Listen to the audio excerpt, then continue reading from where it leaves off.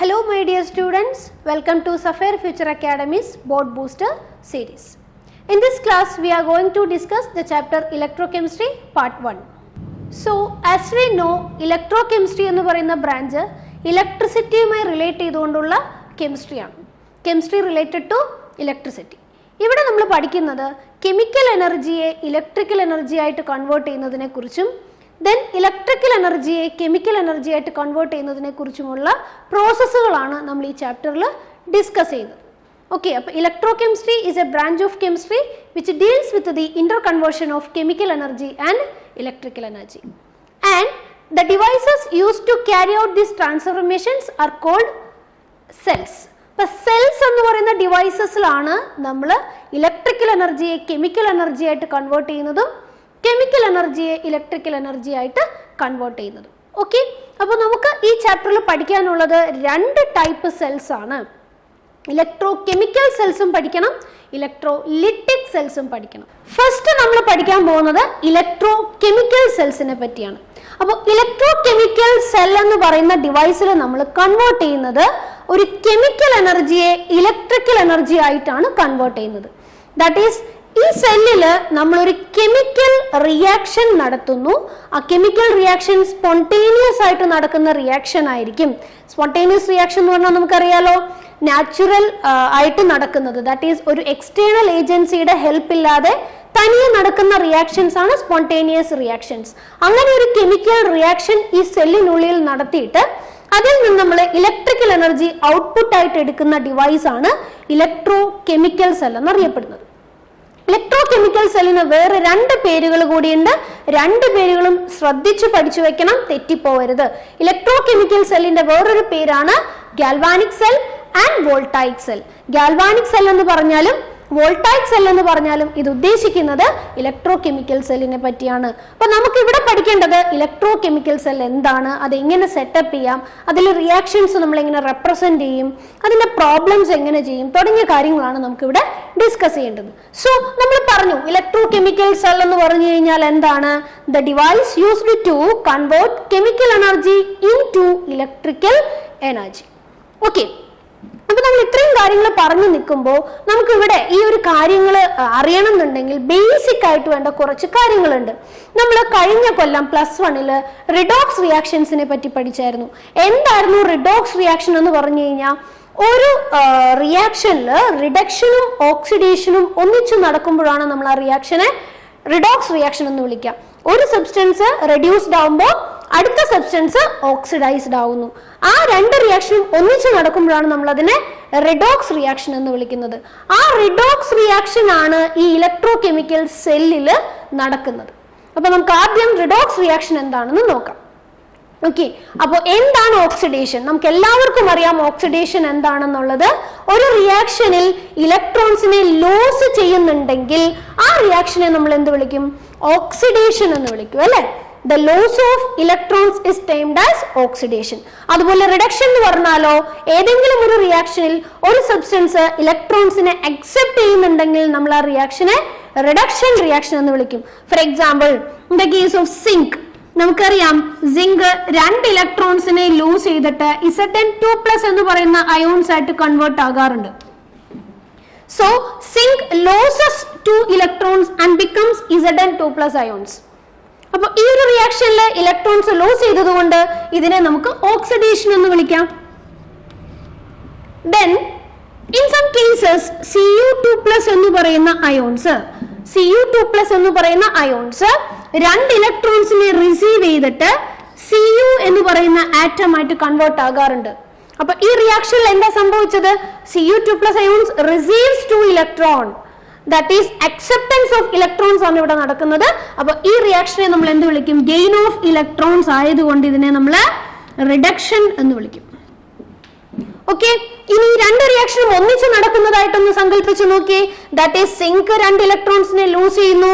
ആ 2 ഇലക്ട്രോൺസിനെ Cu2+ ions ഇവിടെ receive ചെയ്യുകയാണ്. അതായത് ഈ electrons coming to Cu2+ ions. ഈ റിയാക്ഷൻ ഒന്നിച്ചു നടക്കുമല്ലോ. അപ്പോ സിങ്ക് ഓക്സിഡൈസ്ഡ് ആകുന്നു, Cu2+ അയോൺസ് റെഡ്യൂസ്ഡ് ആവുന്നു. ഈ റിയാക്ഷൻസ് ഒന്നിച്ചു നടന്നാൽ നമുക്ക് ഇതിനെ എങ്ങനെ എഴുതാം? ഇതിന്റെ ലെഫ്റ്റ് ഹാൻഡ് സൈഡുകൾ ഒന്നിച്ച് എഴുതാം. രണ്ടും കൂടി ഒന്നിച്ച് നടക്കുമ്പോൾ രണ്ട് റിയാക്ഷനും കമ്പൈൻ ചെയ്യണമല്ലോ. അപ്പൊ ഇതിന്റെ ലെഫ്റ്റ് ഹാൻഡ് സൈഡും കമ്പൈൻ ചെയ്യണം, റൈറ്റ് ഹാൻഡ് സൈഡും കമ്പൈൻ ചെയ്യണം. അപ്പൊ എന്ത് വരും? Zn plus Cu2 plus 2 electron giving, ഇനി റൈറ്റ് ഹാൻഡ് സൈഡ് എഴുതാം, Zn2 plus 2 electron plus Zu. Then ഈ രണ്ട് ഇലക്ട്രോൺസും കോമൺ ആയിട്ട് രണ്ട് സൈഡിൽ ഉള്ളതുകൊണ്ട് കട്ട് ചെയ്ത് കളഞ്ഞാൽ this will becomes Zn plus Cu2 plus giving Zn2 plus Zu. അപ്പൊ ഇവിടെ ഈ ഒരു റിയാക്ഷൻ ഞാൻ എഴുതി കഴിഞ്ഞാൽ ഇതിൽ നിന്ന് മനസ്സിലാക്കാം ഇവിടെ റിഡക്ഷനും ഓക്സിഡേഷനും ഒന്നിച്ച് നടക്കുന്നുണ്ട്. That is it is an example for redox reaction. Redox reaction example ആണ് ഈ എഴുതിയിരിക്കുന്നത്. ഇങ്ങനത്തെ റിഡോക്സ് റിയാക്ഷൻ ആയിരിക്കും നമ്മുടെ ഇലക്ട്രോ കെമിക്കൽ സെല്ലിൽ നടക്കുന്നത്. ഓക്കെ, അപ്പോൾ ഇത് നടക്കണമെന്നുണ്ടെങ്കിൽ നമ്മൾ ഒരു മെറ്റൽ സർഫസ് പ്രൊവൈഡ് ചെയ്യണം. ഏതെങ്കിലും ഒരു പ്ലേസിലായിരിക്കുമല്ലോ ഈ റിയാക്ഷൻസ് നടക്കേണ്ടത്. അപ്പൊ ഈ റിയാക്ഷൻസ് നടക്കാൻ വേണ്ടി നമ്മൾ പ്രൊവൈഡ് ചെയ്യുന്ന സർഫസിനെ, മെറ്റൽ റോഡ്സിനെയാണ് നമ്മൾ ഇവിടെ ഇലക്ട്രോഡ്സ് എന്ന് വിളിക്കുന്നത്.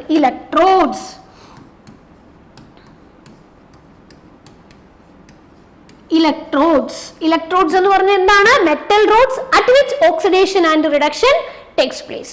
അപ്പൊ രണ്ട് ടൈപ്പ് മെറ്റൽ റോഡ്സ് ഉണ്ടാവുമല്ലോ. ഓക്സിഡേഷൻ നടക്കുന്ന ഇലക്ട്രോഡ്സും ഉണ്ടാവും, റിഡക്ഷൻ നടക്കുന്ന ഇലക്ട്രോഡ്സും ഉണ്ടാവും.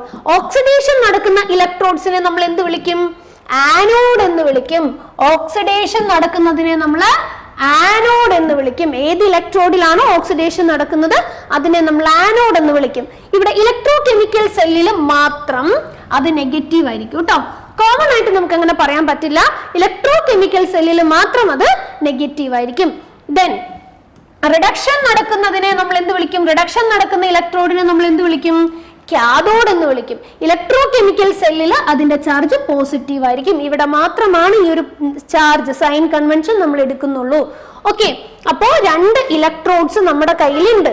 ഓക്സിഡേഷൻ നടക്കാനുള്ള ഒരു ഇലക്ട്രോഡും ഉണ്ട്, റിഡക്ഷൻ നടക്കാനുള്ള ഒരു ഇലക്ട്രോഡും ഉണ്ട്. അതിനെ ആനോഡ് എന്നും കാഥോഡ് എന്നും വിളിക്കും.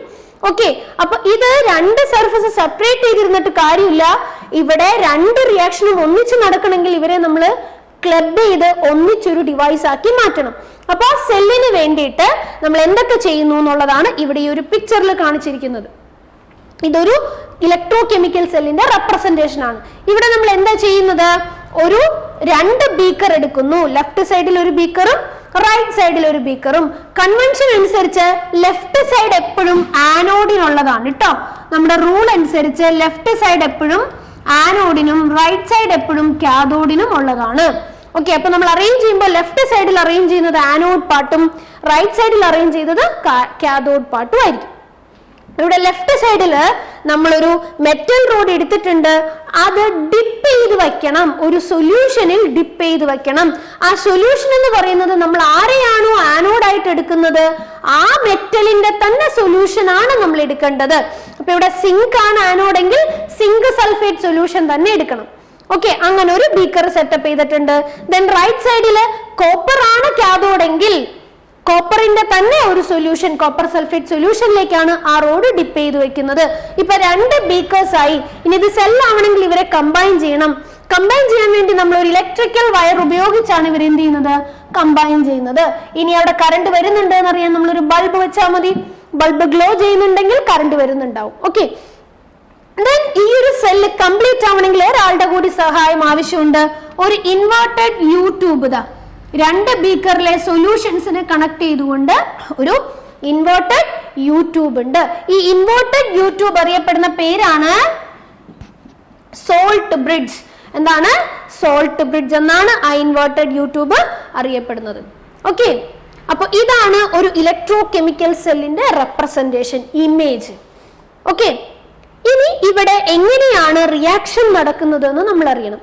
റിയാക്ഷൻ എങ്ങനെയാണ് നടക്കുന്നത് എന്നറിയണം. ഇപ്പൊ ഇവിടെ നോക്കിയ ലെഫ്റ്റ് സൈഡില് ആനോഡാണ്, സിങ്ക് ആണ്. സിങ്ക് രണ്ട് ഇലക്ട്രോൺസിനെ ലൂസ് ചെയ്യുന്നു. സിങ്ക് രണ്ട് ഇലക്ട്രോൺസിനെ ലൂസ് ചെയ്യുന്നു. ആ ഇലക്ട്രോൺസ്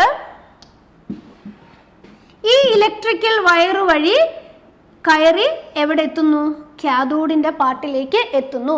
അവിടെ Cu2+ അയോൺസ് ഉണ്ടാവും. Cu2+ അയോൺസ് ഉള്ളത് ഈ സൊല്യൂഷനിലാണ് കേട്ടോ. ഈ സൊല്യൂഷനിലുള്ള Cu2+ അയോൺസ് ആ വരുന്ന രണ്ട് ഇലക്ട്രോൺസിനെ റിസീവ് ചെയ്യുന്നു. റെഡ്യൂസ്ഡ് ആയിട്ട് കോപ്പർ, ആറ്റമായിട്ട് മാറുന്നു. ഓക്കെ, അപ്പൊ ഇവിടെ ഈ ഒരു ബീക്കറിൽ ഓക്സിഡേഷനും റൈറ്റ് സൈഡിലെ ബീക്കറിൽ റിഡക്ഷനും നടക്കുന്നു. ഇത് നടക്കുന്ന സമയത്ത് electrons are flowing through this circuit. Electrons flow ചെയ്യുമ്പോൾ കറണ്ട് ഉണ്ടാവും.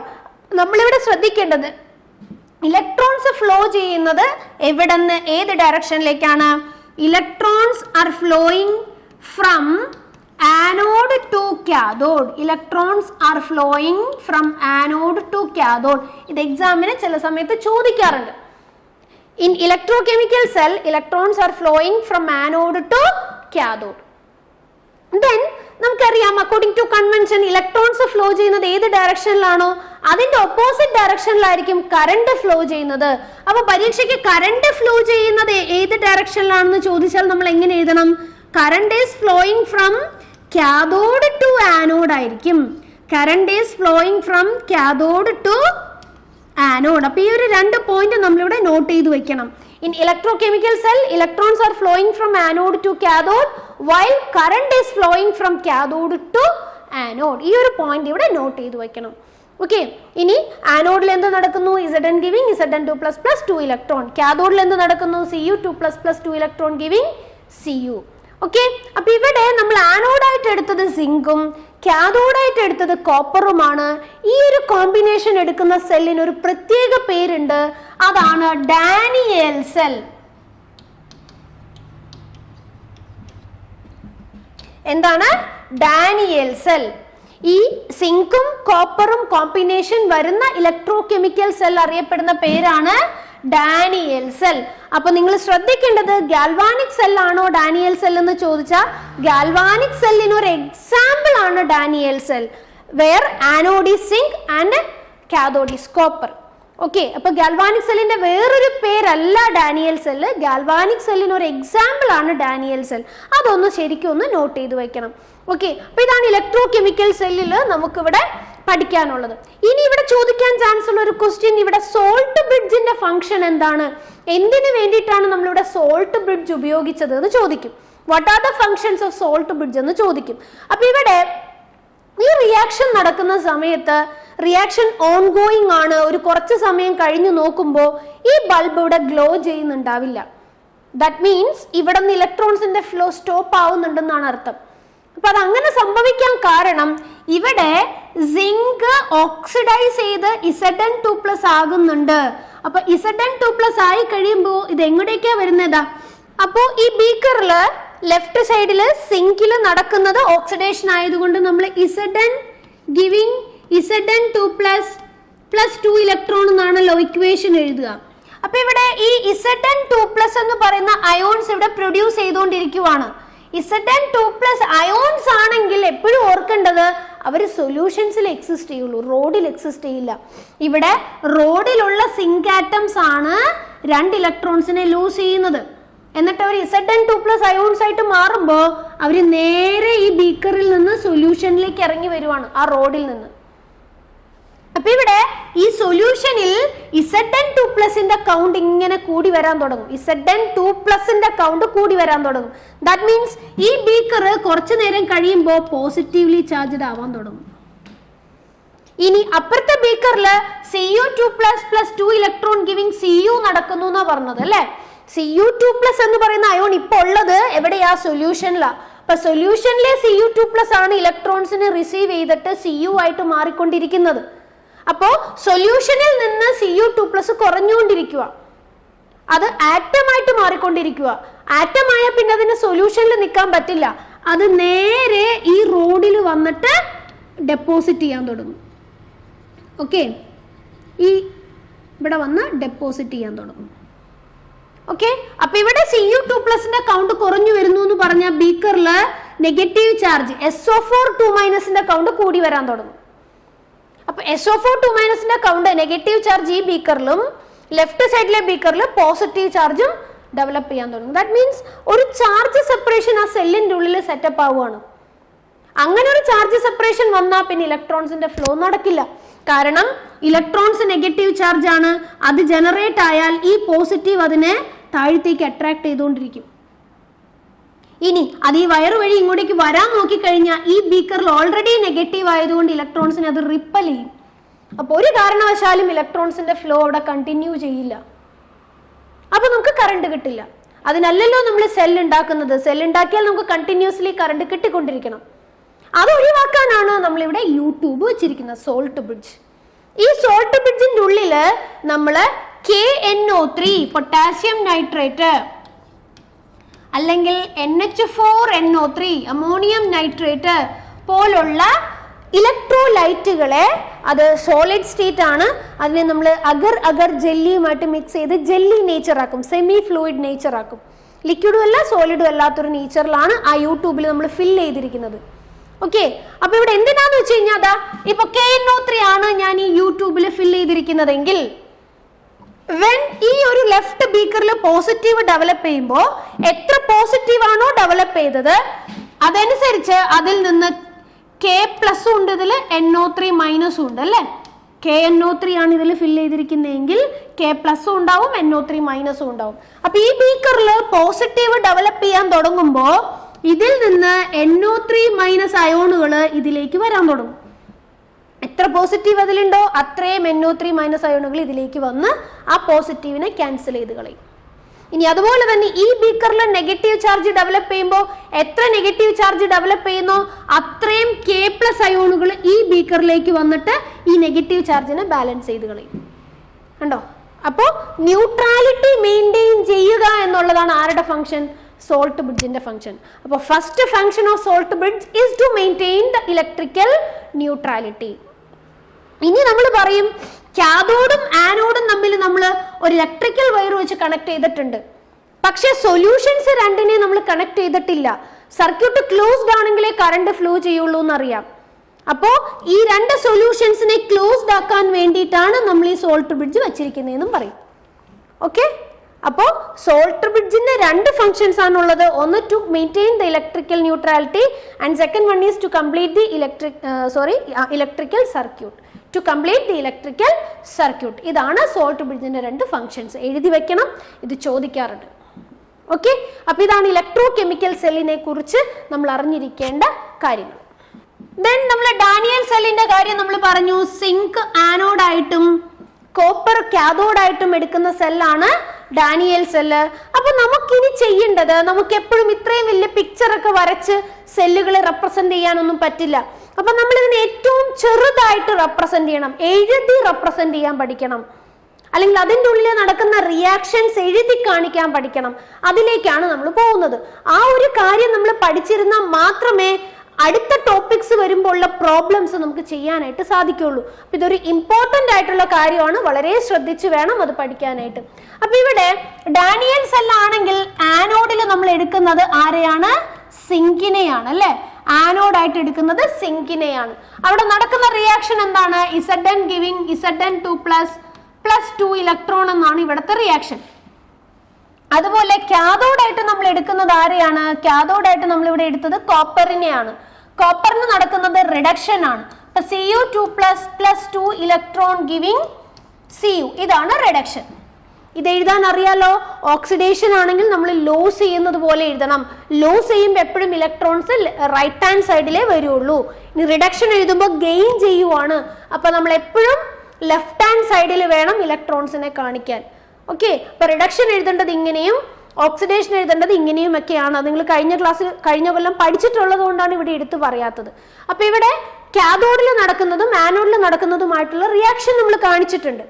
ഇനി ആ റിയാക്ഷൻ, ആ ഒരു സെല്ലിൽ മൊത്തത്തിൽ നടക്കുന്ന റിയാക്ഷനെ നമ്മൾ സെൽ റിയാക്ഷൻ എന്ന് വിളിക്കും. Cell reaction. ഈ സെൽ റിയാക്ഷൻ നമ്മൾ എങ്ങനെയാ റെപ്രസെന്റ് ചെയ്യുക?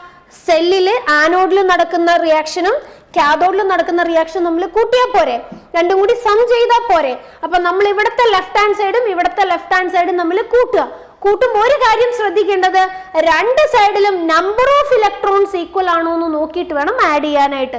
ഇവിടെയും 2 ഇലക്ട്രോൺസ് ആണ്, സിംഗിലും 2 ഇലക്ട്രോൺസ് ആണ്. ദാറ്റ് മീൻസ് രണ്ടിടത്തും നമ്പർ ഓഫ് ഇലക്ട്രോൺസ് ഈക്വൽ ആണ്. അപ്പൊ നമുക്ക് ആഡ് ചെയ്യാം. പക്ഷെ ഈക്വൽ അല്ലെങ്കിൽ നമ്മൾ ഈക്വൽ ആക്കിയതിന് ശേഷം മാത്രമേ ആഡ് ചെയ്യാൻ പാടുള്ളൂ. കാരണം നമ്മൾ നേരത്തെ സെല്ല് പഠിച്ചപ്പോൾ നമ്മൾ പഠിച്ചത് എന്താ?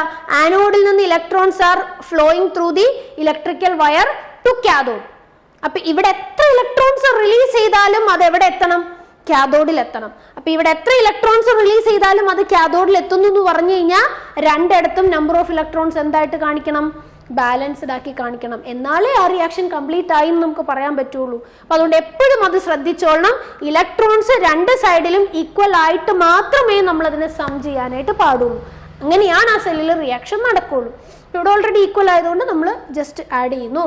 അപ്പോൾ ലെഫ്റ്റ് ഹാൻഡ് സൈഡിൽ ആദ്യത്തെ ഇക്വേഷനിൽ ലെഫ്റ്റ് ഹാൻഡ് സൈഡിൽ സിങ്ക് മാത്രമേ ഉള്ളൂ, അതെടുത്തു. ഇനി രണ്ടാമത്തെ റിയാക്ഷനിൽ ലെഫ്റ്റ് ഹാൻഡ് സൈഡിലുള്ളത് Cu2 പ്ലസ് 2 ഇലക്ട്രോൺ ആണ്. അത് രണ്ടും കൂടി സം ചെയ്തു, ഗിവിങ്. ഇനി റൈറ്റ് ഹാൻഡ് സൈഡ് ഞാൻ ആഡ് ചെയ്യുവാണ്. റൈറ്റ് ഹാൻഡ് സൈഡിൽ Zn2 പ്ലസ് 2 ഇലക്ട്രോൺ ഉണ്ട്. ദെൻ രണ്ടാമത്തെ ഇക്വേഷനിൽ Cu ഉണ്ട്, ആഡ് ചെയ്തു. ഇനി രണ്ട് സൈഡിലും കോമൺ ആയിട്ടുള്ള ഇലക്ട്രോൺസിന് എന്ത് ചെയ്ത് കളയുക? കട്ട് ചെയ്ത് കളയുക. ബാക്കിയുള്ളതായിരിക്കും അതിന്റെ cell reaction. Zn plus Cu2 plus giving Zn2 plus Cu. ഇതാണ് ഡാനിയൽ സെല്ലിൽ നടക്കുന്ന സെൽ റിയാക്ഷൻ. ഇതുപോലെ ഏതൊരു സെല്ല് തന്നാലും നമ്മൾ അതിന്റെ സെൽ റിയാക്ഷൻ എഴുതാൻ പഠിക്കണം. എങ്ങനെ എഴുതും? ആദ്യം ആനോഡിൽ എന്ത് നടക്കുന്നു എന്ന് എഴുതുക, ദെൻ കാഥോഡിൽ എന്ത് നടക്കുന്നു എന്ന് എഴുതുക, ദെൻ ഈ രണ്ട് റിയാക്ഷനും കൂടി സം ചെയ്യുക. സം ചെയ്യുമ്പോൾ ഒരു കാര്യം ശ്രദ്ധിക്കണം, രണ്ടിടത്തും നമ്പർ ഓഫ് ഇലക്ട്രോൺസ് സെയിം ആയാൽ മാത്രമേ നമുക്ക് ആഡ് ചെയ്യാനായിട്ട് പറ്റുള്ളൂ. അങ്ങനെ കിട്ടുന്നതാണ് അതിന്റെ സെൽ റിയാക്ഷൻ. ദെൻ നമ്മളിപ്പോൾ ഒരു സെൽ റിയാക്ഷൻ എഴുതി കഴിഞ്ഞു. ഇനി സെൽ റിയാക്ഷൻ എഴുതിയതുപോലെ തന്നെ നമുക്ക് ഈ സെല്ലിനെ വരയ്ക്കാതെ റെപ്രസെന്റ് ചെയ്ത് കാണിക്കാം. ജസ്റ്റ് എഴുതി തന്നെ ആ ഒരു സെല്ലിന്റെ എല്ലാ കാര്യങ്ങളും നമുക്ക് റെപ്രസെന്റ് ചെയ്ത് കാണിക്കാം. അതിനെയാണ് നമ്മൾ സെൽ റെപ്രസെന്റേഷൻ എന്ന് വിളിക്കുക. ആ ഒരു സെല്ലിനെ നമ്മൾ വരച്ച് കാണിക്കാതെ ജസ്റ്റ് എന്ത് ചെയ്യുന്നു? റെപ്രസെന്റ് ചെയ്യുന്നു. അതാണ് സെൽ റെപ്രസെന്റേഷൻ. എന്നെഴുതിക്കൊണ്ട് അതിലെ കാര്യങ്ങളൊന്നും വിട്ടുകളയാൻ പാടില്ല. എല്ലാ ഇമ്പോർട്ടൻ്റ് ആയിട്ടുള്ള കാര്യങ്ങളും നമ്മൾ ഈ റെപ്രസെന്റേഷനിൽ ഇൻക്ലൂഡ് ചെയ്തോളണം. അപ്പൊ നമുക്കത് എങ്ങനെ ചെയ്യുന്നു നോക്കാം. അപ്പൊ സെൽ റെപ്രസെന്റേഷനിൽ നമ്മൾ ചെയ്യുന്നത് നമുക്കറിയാം, കൺവെൻഷൻ അനുസരിച്ച് ലെഫ്റ്റ് സൈഡിൽ ആനോഡും റൈറ്റ് സൈഡിൽ കാഥോഡും വെക്കണം അല്ലെ. അപ്പൊ നമ്മൾ എഴുതുമ്പോഴും അങ്ങനെ തന്നെ എഴുതും. ആദ്യം ആനോഡ് എഴുതും, ദെൻ ആനോഡിനെയും കാഥോഡിനെയും സെപ്പറേറ്റ് ചെയ്തുകൊണ്ടുള്ള സോൾട്ടർ ബ്രിഡ്ജ് നമ്മൾ ഇങ്ങനെ ഒരു slash line, double slash line ഇട്ട് കാണിക്കും. ദെൻ റൈറ്റ് ഹാൻഡ് സൈഡിൽ കാഥോഡ് എഴുതണം. ഇതാണ് സെൽ റെപ്രസെന്റേഷന്റെ ഓർഡർ.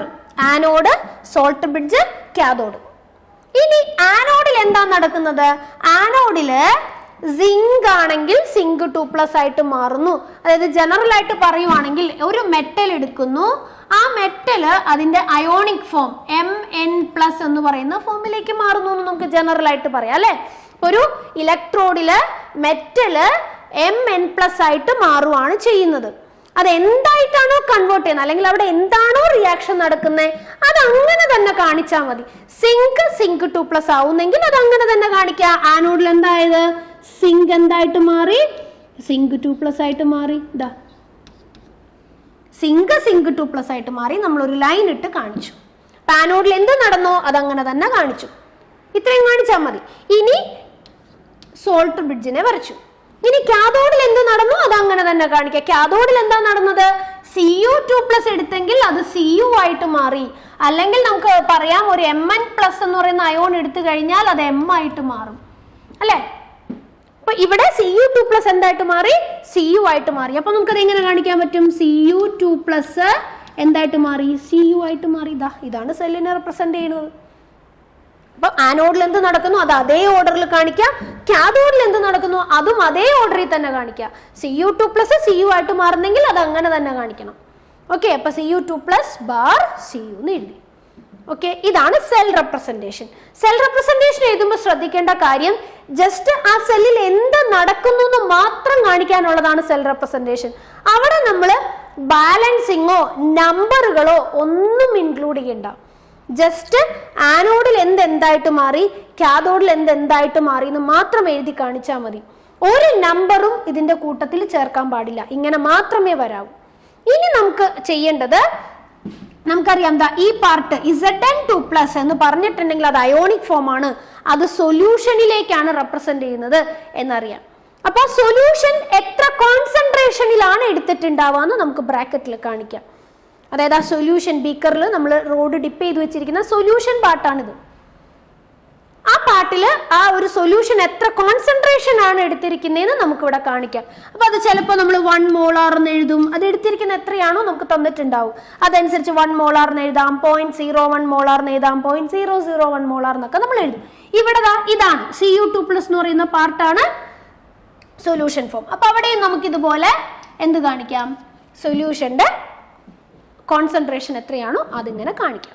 ഓക്കെ, അപ്പൊ ഇതാണ് സെൽ റെപ്രസെന്റേഷൻ. ഇത്രയും എഴുതുന്നതാണ് സെൽ റെപ്രസെന്റേഷൻ. ഇപ്പൊ ഞാൻ എഴുതിയത് ഡാനിയൽ സെല്ലിന്റെ റെപ്രസെന്റേഷൻ ആണ്. അപ്പൊ ഇതുപോലെ നമ്മൾ തനിയെ ചെയ്യാൻ പഠിക്കണം. ഡാനിയൽ സെൽ വളരെ ഇമ്പോർട്ടന്റ് ആയതുകൊണ്ടാണ് അത് എപ്പോഴും എടുത്തു പറയുന്നത്. നമ്മുടെ NCERT-യിൽ ഡാനിയൽ സെല്ലിനെ പറ്റിയാണ് പറഞ്ഞിരിക്കുന്നത് കൂടുതലും. അപ്പൊ നമ്മൾ അത് എടുത്തു പറയുന്നു. ഡാനിയൽ സെല്ലിന്റെ എല്ലാ കാര്യങ്ങളും പഠിക്കണം, എന്ത് വേണമെങ്കിലും ചോദിക്കാം. ഓക്കെ, അപ്പൊ അതുപോലെ ഇനി വേറൊരു സെല്ല് തന്നാലും നമ്മൾ എന്ത് ചെയ്യാൻ പഠിക്കണം, റെപ്രസെന്റ് ചെയ്യാൻ പഠിച്ചിരിക്കണം.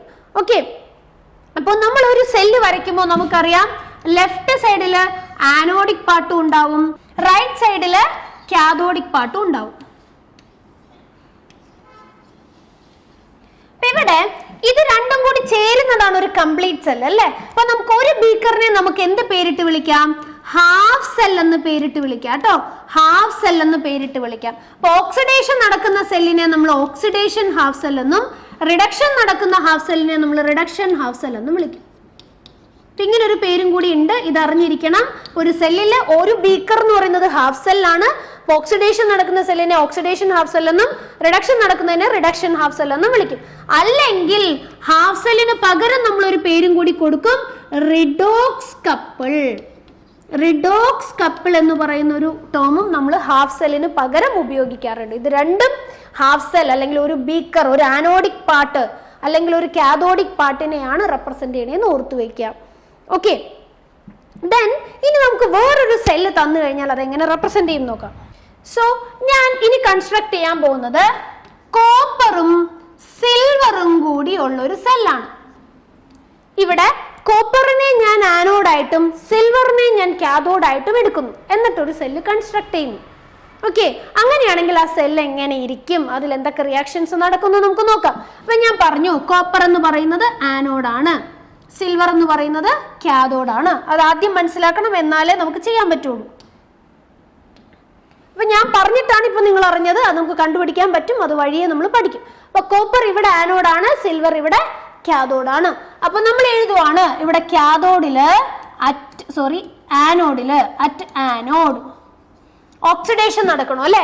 ഓക്സിഡേഷൻ എങ്ങനെയാ നടക്കുക, കോപ്പർ എന്ന് പറയുന്ന ആറ്റം 2 ഇലക്ട്രോൺസിനെ ലൂസ് ചെയ്ത് Cu2+ അയോൺസ് ആയിട്ട് മാറും. Cu2+ 2 ഇലക്ട്രോൺ ആയിട്ട് മാറും.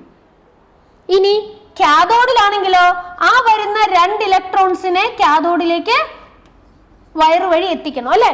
കാഥോഡിൽ ആരാ ഉള്ളത്, സിൽവർ ആണുള്ളത്. സിൽവറിന്റെ അയോണിക് ഫോമിനാണ് റിഡക്ഷൻ നടക്കുക. പക്ഷെ അയോണിക് ഫോം നമുക്കറിയാം Ag എന്ന് പറയുന്നത് 1+ ആണ്, 2+ അല്ല. അവിടെ നമ്മൾ ശ്രദ്ധിക്കണം. Ag പ്ലസ് 1 ഇലക്ട്രോൺ മേടിച്ച് Ag-യെ ഇത് സൊല്യൂഷനിൽ ആകുള്ളൂ, ഇതേ അവിടെ നടക്കുള്ളൂ. ബട്ട് ഇവിടെ നോക്കുമ്പോൾ നമുക്കറിയാം 2 ഇലക്ട്രോൺസ് ആനോഡിൽ നിന്ന് വരുന്നുണ്ട്. അതേ 2 ഇലക്ട്രോൺസ് തന്നെ കാഥോഡ് റിസീവ് ചെയ്യണമെന്ന് ഞാൻ തൊട്ടു മുന്നേ പറഞ്ഞായിരുന്നു. ഇത് രണ്ടും കൂടി ക്ലബ് ചെയ്യുമ്പോൾ ഇലക്ട്രോൺസിന്റെ നമ്പർ ഈക്വൽ ആയിരിക്കണം എന്ന് ഞാൻ പറഞ്ഞായിരുന്നു. അപ്പൊ ഇവിടെ നോക്കുമ്പോൾ കാണാം നമുക്ക് ഈക്വൽ അല്ല. ഈക്വൽ അല്ലെങ്കിൽ നമ്മൾ ഈക്വൽ ആക്കണം. 2 ഇലക്ട്രോൺസ് ഇവിടെ വരുന്നുണ്ടെങ്കിൽ അറ്റ് എ ടൈം 2 Ag+ അത് മേടിച്ചാൽ പോരെ. 2 Ag+ അത് മേടിക്കും. അതായത് രണ്ടാമത്തെ ഇക്വേഷൻ നമ്മൾ × 2 ചെയ്തോളണം. അപ്പൊ ഈക്വൽ ആക്കാൻ വേണ്ടി ഏത് നമ്പർ വെച്ചാണോ മൾട്ടിപ്ലൈ ചെയ്യേണ്ടത് അത് ചെയ്തോളണം. അപ്പൊ ഇതെന്ത് കിട്ടും, 2 Ag+ + 2 ഇലക്ട്രോൺ ഗിവിംഗ് 2 Ag. കണ്ടോ, ഇപ്പൊ രണ്ടിടത്തും ഇലക്ട്രോൺസ് ഈക്വൽ ആയി. അപ്പൊ നമ്മൾ എഴുതുമ്പോൾ വാലൻസി അനുസരിച്ച് ചാർജ് ഇട്ട് കൊടുക്കാൻ പാടുള്ളൂ. Then number of electrons equal ആക്കാനായിട്ട് ഏത് നമ്പർ വെച്ച് മൾട്ടിപ്ലൈ ചെയ്യണോ അത് വെച്ച് മൾട്ടിപ്ലൈ ചെയ്യാം. ഓക്കെ, ഇവിടെ വരുന്നത് മുഴുവനും അവിടെ എത്തിയിട്ടുണ്ടാവും. അപ്പൊ ഇവിടെ ഒരാൾക്കേ മേടിക്കാൻ പറ്റുള്ളെങ്കിൽ അറ്റ് എ ടൈം 2 പേര് മേടിക്കും. അപ്പൊ ഇക്വേഷൻ × 2 ചെയ്താൽ മതി, ഇങ്ങനെ വരും. ഓക്കെ, ഇപ്പൊ നമ്പർ ഓഫ് ഇലക്ട്രോൺസ് ഈക്വൽ ആയി. അപ്പൊ ഇനി കംപ്ലീറ്റ് ആ സെല്ലിൽ എന്ത് റിയാക്ഷൻ ആയിരിക്കും നടക്കുക, സെൽ റിയാക്ഷൻ എന്തായിരിക്കും, ഇത് രണ്ടും കൂടി ആഡ് ചെയ്യുന്ന റിയാക്ഷൻ ആയിരിക്കും അവിടെ നടക്കുക. അപ്പൊ ലെഫ്റ്റ് ഹാൻഡ് സൈഡ് കോപ്പർ എടുത്തു. ദെൻ ഇവിടെ ഇതാണ് എടുക്കേണ്ടത്, +2 Ag+ + 2 ഇലക്ട്രോൺ ഗിവിംഗ് ഇവിടെ എന്ത് വരും, Cu2+ + 2 ഇലക്ട്രോൺ ആണ് ഇവിടെ നിന്ന് എടുക്കുക. ഇനി ഇവിടെ എന്താ ഉള്ളത്, 2 Ag. രണ്ട് സൈഡിലെയും ഇലക്ട്രോൺസ് എന്ത് ചെയ്ത് കളയണം, കട്ട് ചെയ്ത് കളയണം. ഓക്കെ, ബാലൻസ് വരുന്നതാണ് cell reaction, which is Cu plus 2Ag plus giving Cu2 plus 2Ag. ഇതാണ് സെൽ റിയാക്ഷൻ. നോക്കി, അപ്പോൾ ഇവിടെ 2 വന്നേക്കണം. നോക്കിയേ, നേരത്തെ അങ്ങനെ ഒരു നമ്പർ ഒന്നും ഇക്വേഷനിൽ വന്നില്ല, പക്ഷെ ഇവിടെ 2Ag പ്ലസും 2Ag ആണ്. അത് ആ നമ്പർ ഓഫ് ഇലക്ട്രോൺസ് ഇക്വേറ്റ് ചെയ്തതിന്റെ ഭാഗമായിട്ട് വന്നതാണ്. അപ്പൊ ഇത് ശ്രദ്ധിച്ചോളണം, ഇങ്ങനെ വരുന്നതായിരിക്കും മിക്കവാറും എക്സാമിന് ചോദിക്കാം. അപ്പൊ ഇതാണ് സെൽ റിയാക്ഷൻ. ഇനി നമുക്ക് ഈ സെല്ലിനെ ഒന്ന് റെപ്രസെന്റ് ചെയ്യണം, ജസ്റ്റ് ഒന്ന് എഴുതി കാണിക്കണം. അപ്പൊ നമ്മൾ പറഞ്ഞു എങ്ങനെ എഴുതണ്ടേ, ആനോഡ് ആദ്യം എഴുതണം, സോൾട്ട് ബ്രിഡ്ജ് എഴുതണം, കാഥോഡ് എഴുതണം. ഇവിടെ ആനോഡ് ആരാ, കോപ്പർ ആണ്. കോപ്പറിൽ എന്ത് നടക്കണോ അത് അങ്ങനെ തന്നെ കാണിക്കണം. കോപ്പറിൽ എന്താ നടക്കണേ, Cu എന്ന് പറയുന്നത് ആരായിട്ട് മാറുവാണ്, Cu2+ ആയിട്ട് മാറുവാണ്. അപ്പൊ ആനോഡിന്റെ പാർട്ട് കഴിഞ്ഞു. ഇനി സോൾട്ട് ബ്രിഡ്ജ്. ഇനി കാഥോഡിൽ എന്താണോ നടക്കണേ അത് അങ്ങനെ തന്നെ കാണിക്കണം. Ag+ എന്തായിട്ടാ മാറുന്നേ, Ag ആയിട്ടാ മാറുന്നത്. കാഥോഡിലെയും കാണിച്ചു. ഇതാണ് സെൽ റെപ്രസെന്റേഷൻ. ഇനി ക്വസ്റ്റ്യനിൽ ഇവിടെ കോൺസെൻട്രേഷൻ ഒക്കെ തന്നിട്ടുണ്ടെങ്കിൽ അത് ഇവിടെ നമുക്ക് ബ്രാക്കറ്റിൽ എഴുതി കൊടുക്കാം. അപ്പൊ ഇവിടെ ശ്രദ്ധിക്കേണ്ട ഒരു കാര്യം നോക്കിയേ, ഇക്വേഷനിൽ 2Ag+ഉം 2Agയും ഒക്കെ കിടപ്പുണ്ടായിരുന്നു എന്ന് എഴുതിക്കൊണ്ട് സെൽ റെപ്രസെന്റേഷനിലേക്ക് അത് ക്യാരി ഓവർ ചെയ്യണോ, വേണ്ട. നമ്പറുകളൊന്നും സെൽ റെപ്രസെന്റേഷനിലേക്ക് എടുക്കാൻ പാടില്ല. അവിടെ നമ്മൾ ജസ്റ്റ് എന്ത് മാത്രമേ കാണിക്കാവൂ, എന്തായിട്ട് മാറുന്നു എന്ന് മാത്രമേ കാണിക്കാവൂ. അതിനുള്ളതാണ് സെൽ റെപ്രസെന്റേഷൻ. നമ്പർ എടുത്ത് എഴുതിയാൽ ആ റെപ്രസെന്റേഷൻ തെറ്റാണ്. അപ്പൊ ഇതുകൊണ്ട് ഇങ്ങനെയുള്ളതായിരിക്കും നമ്മളോട് പരീക്ഷയ്ക്ക് ചോദിക്കാം. ഓക്കെ, അപ്പൊ ഇതാണ് സെൽ റിയാക്ഷനും സെൽ റെപ്രസെന്റേഷനും. അപ്പൊ നിങ്ങൾ Fe and silver cell, zinc and silver cell, ഇതൊക്കെ ഒന്ന് തനിയെ ഒന്ന് വർക്ക്ഔട്ട് ചെയ്ത് നോക്കാം. തനിയെ ചെയ്യാൻ പറ്റുന്നുണ്ടോ എന്ന് നോക്കുക. സെൽ റിയാക്ഷനും സെൽ റെപ്രസെന്റേഷനും ഒക്കെ ഒന്ന് തനിയെ എഴുതി നോക്കുക. സിങ്ക് കൂടാതെ നിക്കലും ഉണ്ട് കേട്ടോ, നിക്കൽ സിൽവർ സെല്ലൊക്കെ ഉണ്ട്. ഇതൊക്കെ ഒന്ന് തനിയൊന്ന് ചെയ്തു നോക്കാം. ഓക്കെ, അപ്പൊ ഇത്രയും കാര്യങ്ങളാണ് ഇന്നത്തെ ക്ലാസ്സിൽ എടുക്കുന്നത്. പുതിയ ടോപ്പിക്കുമായിട്ട് അടുത്ത ക്ലാസ്സിൽ കാണുന്നത് വരെ എല്ലാവർക്കും താങ്ക് യു.